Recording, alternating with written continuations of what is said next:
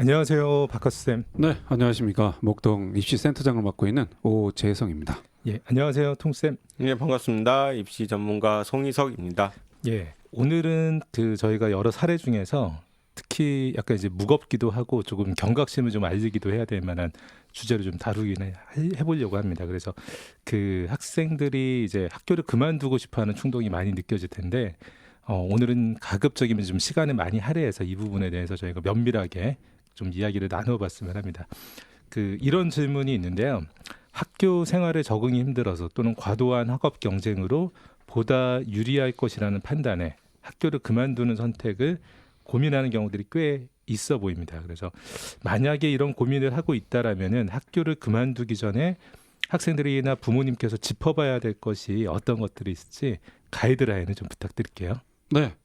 사실 저도 처음에 이제 이 주제를 착한 선생님께 먼저 받았을 때 예. 이게 지금 6월 모의평 끝나고 참 이 시점에서 좀 그런가 했더니 근데 제가 예. 이렇게 사례나 또 이게 학부모님의 질문들이 게시판에 올라온 걸 보고 예. 그래도 정말 갈급한 상황이시구나. 그렇게 해서 이해가 됐기 때문에 그래서 그런 부분들 좀 송 선생님도 그렇고 저도 준비를 했거든요. 특히나 중간고사 끝나고 나니까 1학년 학생들부터 이런 생각들이 드나 봐요. 네, 먼저 제가 이제 그냥 제 사례와 또 그동안 등등을 간략하게 좀 말씀드리면요. 예. 어떻든 간에 이제 아까 말씀하신 대로 이제 시험 중학교 때 성취평가로 해서의 A, B, C로 가다가 대다수 제 상담하는 엄마들이 제일 많이 물어보는 게요. 아니 우리 아이는 중학교 때 이랬는데 고등학교 가서 이게 뭐냐. 그리고 갑자기 이제 등수가 나오잖아요. 예. 그래서 성적표를 이제 받으시면 아시다시피 중간고사는 등수만 나오고 기말고사하면 이제 합산돼서 등급이 나옵니다. 그런데 이제 등수 보더니 어머니 놀라시는 거죠. 그리고 얘가 그렇게 선행도 했는데 이게 뭐냐? 라고 하면서 역시 거의 90%는 전학을 물어보시고요. 예, 여기 있어야 되겠나? 이 자사고를 있어야 되는가? 뭐 이런 등 아니면 일반고가 나름 그래도 좀 우수하게 가려고 등수를 받으러 갔는데 아니다.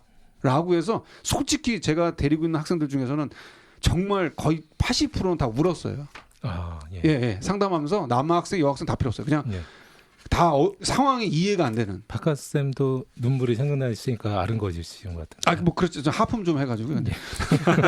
근데 어떻든요. 그러니까 물론 저도 이제 무겁죠 마음이. 예. 그래서 하루 이틀은 아니기 때문에 그래서 이후에 이제 어쨌든 도약하고 준비하면 된다라고 했고요. 어떻든 그럼에도 불구하고 이 학교 정착 못해. 어쨌든 이렇게는 계속 있을 수 없어라고 이제 고민을 심각하게 하시는 분들이 간혹 그러면 그냥 학교를 그만두고 지금 시점에서 그냥 수능 공부해서 실제 있었습니다. 3년 그냥 올인하고 그러고 나서 수시는 논술하고 정시로 지원 전략을 세우는데 어떻습니까? 라고 문의를 하는 학부모님이 계셨습니다. 박하쌤 말씀해 주셨던 것 중에서 한 가지 질문인데요. 전학 문의가 많잖아요. 네. 그럼 실제로 문의하신 분들이 한 100분이라고 하면은 실제 전학을 하게 되는 비율은 한 어느 정도 되나요? 굳이 제가 따지면은 한 20-30%? 맞네요. 네. 그러니까 특히 광역자사. 네, 뭐 전국자사는 사실 버틸라고 그러는데 거의 95% 96% 이상 버티죠. 그렇습니다. 근데 이제 광역이나 이런 친구들 특히 뭐 광역자사 여고 교과가 더 치열하지 않습니까? 네. 그러니까 이런 경우 등등이 이제 엄마 아빠 심각한 거죠. 이걸 계속 여기서 있어야 되겠나? 그래서 수시에 어쨌든 비교과도 중요하지만 교과도 중요한데 이 시점으로 이렇게 계속 해야 되는가를 심각하게 고민해서 그리고 또 반대로 있습니다. 반대로 짤막하게 말씀드리면 지금 학교 가서요. 일반고의 여학생이 바로 1등을 했습니다. 그런데 그런데 이 여학생의 고민은 학교 수준이 마음에 안 드는 거야. 그러니까 여기 그냥 오케이 여기를 뭐 내가 그래서 어쨌든 전교 찍어서 문과 상위권 이과 의대를 가려고 간 건데 이 프로그램이라는 이런 게 자기 친구들 기대에 못 미치는 거군요. 주위의 친구들 얘기 듣고는 이건 너무 자기가 이 굴욕감이란 자기 학생 표현으로는 그러더니 심각하게 고민하더니 이제 뭐 외고 튀어 나온 거 광역자사 튀어 나오는 거를 오히려 역으로 그런 경우는 또 어떻게 상담해 주세요? 가라고 하시나요? 저는 가라고 합니다. 그러니까 사실 물론 사실 제 뭐한 말씀이지만 거기서 교과해서 뭐 서울대 직윤을 받든 의대를 쓰든 교과에 대한 메리트는 있잖아요. 네. 그런데 제 경험담 그렇게 추천을 해줬더니요. 애가 더 스트레스 받다가 이렇게 받더라고. 제가 만날 때마다 보니까 얼굴색이 계속 변해. 그러니까 예. 이게 득보다 실이 많더라고요. 그래서 예. 그냥 우선 가라고 보였더니 얼굴이 화색, 교과는 당연히 좀 더 덜 나오죠. 예. 그럼에도 애가 아주 화색이 돌아가지고는 예. 그런 경우도 있었습니다. 입시에서 그 성적이 조금이라도 하향하면은 입시상으로는 유리한 게 없어지잖아요, 많이. 근데 제가 이제 뭐 그런 것도 이제 예. 사전에 알려주고 예. 그건 당연하고 감수하겠다. 그리고 엄마 아빠도 이미 다 조사를 하잖아요. 예, 감수하시겠다. 예, 그런데 그래서 예. 예, 그런 사례를 참고하시면 될 것 같습니다. 예. 통쌤께서는 그 아이들이 그만두기 전에 이런 점을 짚어봐야 된다. 가장 기본적으로는 우리가 수시와 정시로 나누어지고 수시 안에서도 또 나누어지고 정시도 나눠질 수 있는데 일단은 내가 학교를 그만둠으로 인해서 그러면 내가 지원할 수 있는 전형과 지원할 수 있는 전형이 분명히 있을 거란 말이죠. 예. 만약 지원하기 어려운 전형이다. 어려운 전형이 하나도 없다면 예. 그럼 모두가 편하게 검정고시, 뭐 검정고시를 아니면 봐도 학교를 될 그만둔 테고요. 학생들이 엄청 예, 많겠죠. 근데 그렇지 않을 거란 말입니다. 예. 그렇기 때문에 그 부분을 먼저 파악하는 게 가장 우선이라고 예. 생각합니다. 학교를 그만두는 학생이 적다라는 것은 분명히 또 이유가 있을 거라는 거죠. 그렇죠. 예, 예. 예. 자, 두 분 선생님 모두 짚어봐야 될 가이드라인을 부탁드렸는데 두 분 다 패를 안 까고 계십니다 아직. 저 앞으로 좀 할 얘기가 많기 때문에 예. 벼르고 있습니다. 예, 지금. 그럼 뒤로 넘어가서 다음 질문을 드리겠습니다. 이제 학생이 학교를 그만두고 대학 입시를 준비하려면은 거의 100% 가깝게 검정고시를 준비해야 되잖아요. 그래서 그렇다면은 검정고시는 어떤 시험이고 어떻게 준비해야 되는지 뭐 검정고시를 한다만 알고서 아이들이 준비하는 것 같은데 어떤 시험인지 조금 안내가 필요할 것 같습니다. 예, 제가 그냥 간략하게요. 예. 말씀드리면 올해 기준으로는 이제 원서 접수는 6월 17일부터 21일입니다. 예, 1년에 2번 시험이 있는 거죠. 예, 그렇습니다. 그리고 이번 어쨌든 1차 시험은요. 8월 달에 시험합니다. 예. 8월 7일 날 실시하고요. 필수 과목은 국어, 수학, 영어, 사회, 과학, 한국사 6과목이고요. 예. 나머지의 선택은 이제 기타 일명 탐구 과목, 체육도 있고요. 그렇습니다. 그래서 이 과목 등등으로 해서 오전 9시부터 시작해서요. 필수 과목은 오후 3시에 끝나는 6교시로 끝나는 시험에 대한 시간표고요. 뭐 과목까지 그러니까 출제 범위까지 뭐 하지만 대다수가 이제 국어 원투, 수학 원투, 실용. 그러니까 기본적인 뭐 역량을 판단할 수 예. 있는 그런 시험이라 보시면 빨리 되겠습니다. 끝나면은 고등학교 1학년 아니면은 2학년 1학기 정도면 다 끝나는 교과 네. 범위 정도. 예. 뭐 예. 실제 시험 응시했던 학생들 말로는 그냥 무리 없었다. 라고 하면서 이제 공부하고 별도로 본인이 또 셀프 스터디를 했기 때문에 예. 그래서 아시다시피 기본적으로 각 과목 100점 만점으로 평균 60점을 이상 해야 합격자로 예. 그렇게 산출된다 보시면 되겠고 뭐 뒤에 또 얘기하겠습니다만 이 성적을 기준으로 받은 성적으로 보통이 뭐 교과가 들어가는 수시 반영이나 정시에 반영될 때 아니면 전문대 반영될 때 비교 내신 받은 성적의 비교 내신으로 보통 대학들이 산출하고 예. 있다.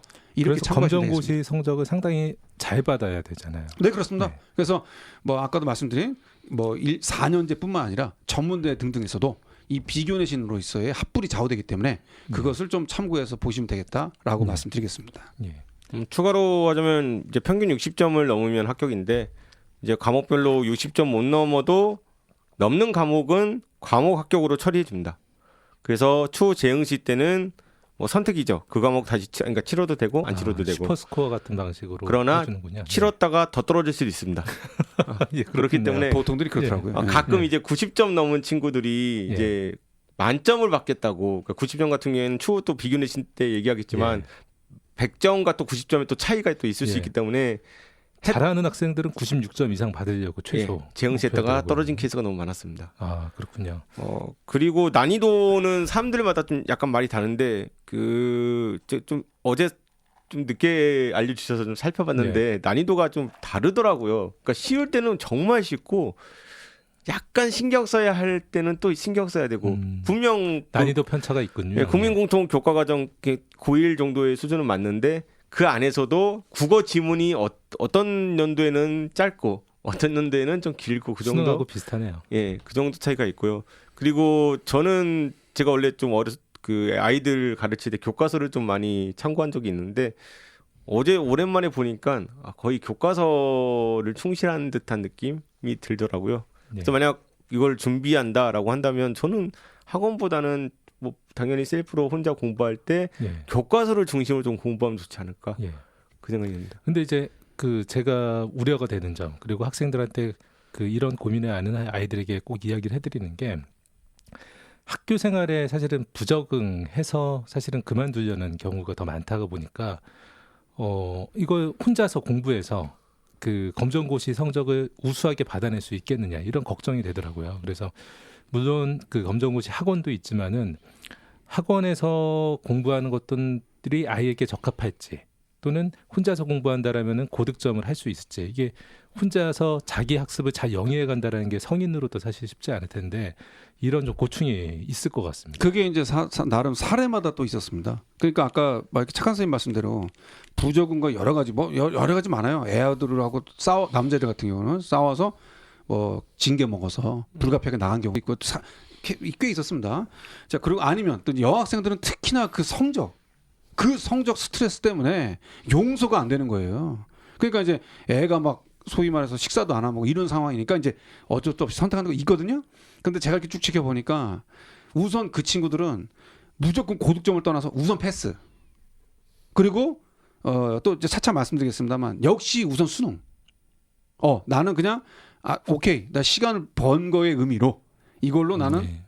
이 검정고시의 토대를 삼아서 어떻든 난 수능의 결과를 내겠다라는 뭐 물론 뭐 그 개 중에서는 그런 동기부여도 없고 그냥 하는 애도 안 하는 애가 무슨 그걸 하겠냐 하지만 그런 친구들은 역시 그냥 목표는 우선 이거나 패스하자 이거고 그 외의 학생들은 그래도 목적을 가지고 있었던 학생들은요 오히려 도 깊은 거 더 열심히 하더라고요. 네. 그래서 그렇게 보시면 될 것 같습니다. 예. 또 국내에서 검정고시를 보는 학생들 중에 보면은 국내 학력이 인증은 안 되는데 이제 국제학교 학생 출신들 또는 해외고 학생들 중에서 또 학력을 추가로 인증을 받기를 원해서 그래서 검정고시를 보는 학생들도 있더라고요. 이게 해외고 학생들에게는 전형의 지원 자격이 안 되는데 검정고시생들에게는 또 지원 자격이 되니까 이런 아이들이 또 추가로 지원하고 싶어서 검정고시를 보는 경우도 있더라고요. 네, 그렇습니다. 예, 이런 아이들은 또 역시 혼자서 공부하는 부분에서 좀 어려움이 또 있을 거라고 좀 예상되는데, 자 저희가 이제 실제로 수시와 정시의 각각의 전형에 대한 전략들에 대해서도 한번 좀 따져보려고 합니다.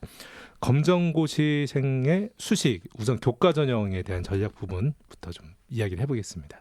가장 기본적으로 교과 전형을 살펴볼 때 그러니까 검정고시생의 이제 그 내신이 없잖아요. 표준 편차 평균이 없었기 때문에 학생부가 없기 때문에 예, 그러면 등급도 그것을 없고. 검정고시 점수로 대신 적용해 주는가 아닌가부터 확인해 봐야 됩니다. 그러니까 비교 내신을 적용해 주는가 환산해 주시는가? 네, 적용해 주지 않는가. 예. 만약에 전형에 교과 전형이면 평균 표준 편차 그게 반드시 존재해야 된다 해버리면 예. 지원이 안 되겠죠. 그리고 예. 혹은 뭐에도 학교장 추천을 받아야 된다. 예. 뭐 그렇게 특별한 또 예.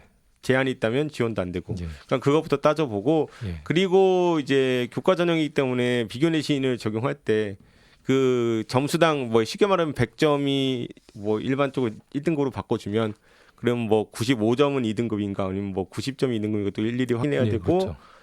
그렇게 해야 되지만 현재로서는 주요 대학 15개 대학 내에서 순수 교과 전형으로 지원할 만한 대학은 그래서 합격할 만한 대학은 사실은 현재로서는 없거든요. 없다라고 봐야 돼요. 예. 지원 자격이 되는 학교들도 있긴 한가요? 일단은 지원 자격이 된다면 잘해야 홍익대 세종 정도. 캠퍼스의 적성 전형 정도는 예. 될 수 있겠지만 예. 그 외에 순수 교과 전형으로 치면은 거의 없다고 보는 게 맞습니다. 학교들을 살펴보면은 실제로 지원 자격은 허용을 그래도 일부 학교는 하고 있던데 환산을 하다 보면은 검정고시 성적이 아무리 좋다고 하더라도 합격하기는 어렵게 그러니까 환산이 되더라고요. 2년 전이었나요? 명지대만 해도 이제 100점일 경우에 1등급으로 이제 해가지고 예. 오히려 명지대 같은 경우는 교과 전형을 검정고시생이 굉장히 유리하게 적용한 그랬던 케이스가 때도 있었는데 있군요. 지금 이제 바뀌었거든요. 예. 그러니까 2등급대로 바뀌어버리니까 예. 2.0으로 그러니까 다 맞으면 2.0이잖아요. 2.0에서 출발하니까. 그럼 과가 조금 약간 많이 흔들릴 겁니다. 예. 물론 붙을 수도 있는데 예. 이런 케이스는 이제 예전만큼 쉽지 않아졌다. 예. 다만 특수한 케이스가 몇 개 있는데요. 예. 검정고시생도 교과 전형으로 이제 의대와 한의대를 붙을 수가 있거든요. 예. 예. 이론상으로는 가톨릭 관동대가 올 100점을 맞으면 예. 1.0과 똑같습니다. 그렇군요. 그러면 이제 수능 최저만 통과한다면 예. 100% 합격이라고 보면 되고 실제로 한 명 있었습니다. 예. 그리고 한의대가 이제 아무래도 지방 거점 대학들에 굉장히 많이 교과 전형 많죠. 있기 때문에 비교 내신을 지방 거점 대학들은 많이 적용하거든요. 예. 그래서 한의대 같은 경우도 역시 뭐 대구 한의대 같은 곳이나 아니면 뭐 세명대 한의학과 물론 세명대. 최저는 굉장히 높습니다. 예. 그러나 맞출 수 있다면 거의 1.0에 수렴하는 결과로 합격이 가능하긴 네. 합니다.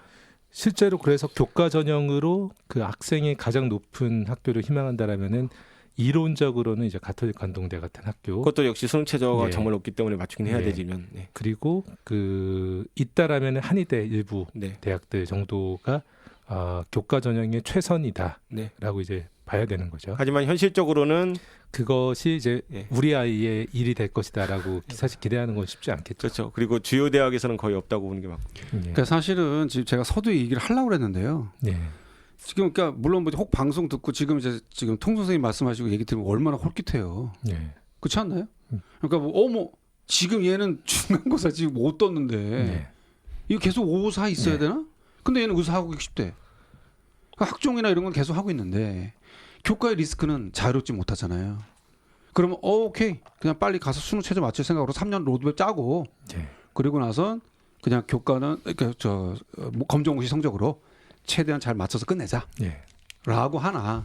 근데 이제 이게 비단 이 TO를 전체적으로 네. 육각을 따져봤을 땐 거의 이게 국한된단 말이에요. 불가능하다라고 봐야죠, 사실은. 예. 사실 그렇게 말하기엔 너무 극단적이고, 예. 그러니까 있으니까, 예. 그러니까 있으니까 차선책으로 아니면 다른 대학을 쓰든지 예. 이러면 되는데 그 대안이 아무래도 좀 자유롭지 못하니, 예. 그러니까 그건 좀 청취자분들도 잘 감안해서 체크하나. 예. 어쨌든 뭐 질문하시는 분이나 궁금하신 분들은 예. 뭐 송 선생님이나 또 말씀 들어보면서 그런 것도 있구나라고 한번 네. 체크해 보면 되겠습니다. 제가 이제 부서 조금 더 추가하면 뭐 이제 정량적인 부분 자체에서는 이렇게 통 선생님 찾은 거 외에는 거의 아까 말씀하신 일부 대학들이나 주요 대학들은 수도권까지도 거의 제한이 거의 많고요. 그리고 지원할 수 있는 자유폭이 없어요. 그러니까 저는 이제 나름대로 쭉 교과 전형 한번 찾아보니까 국한된 게 확실히 더 많습니다.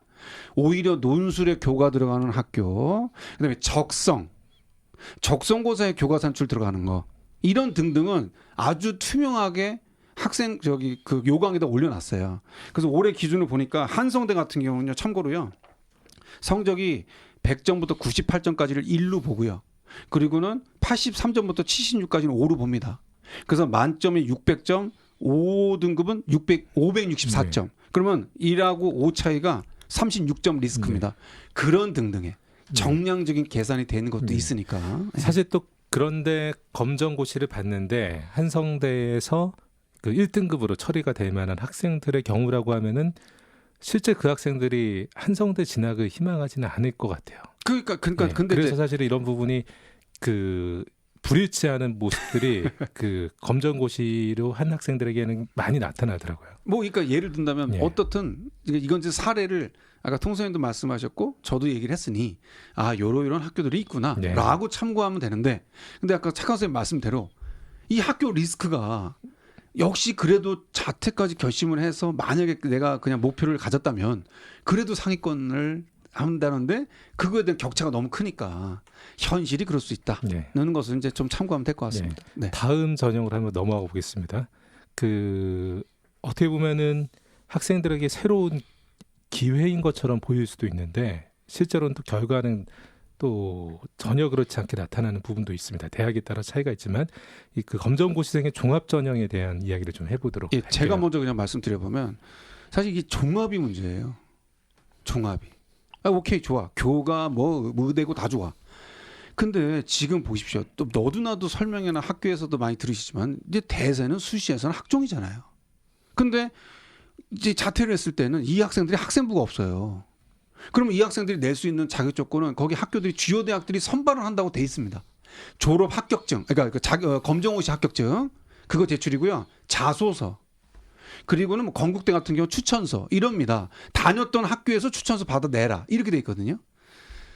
근데 이제 지금 여기서 우리가 가장 큰 관건인 게 그럼 대체 뭘로 어필하면서 보여줄 거고 인기학과를 설사 썼다?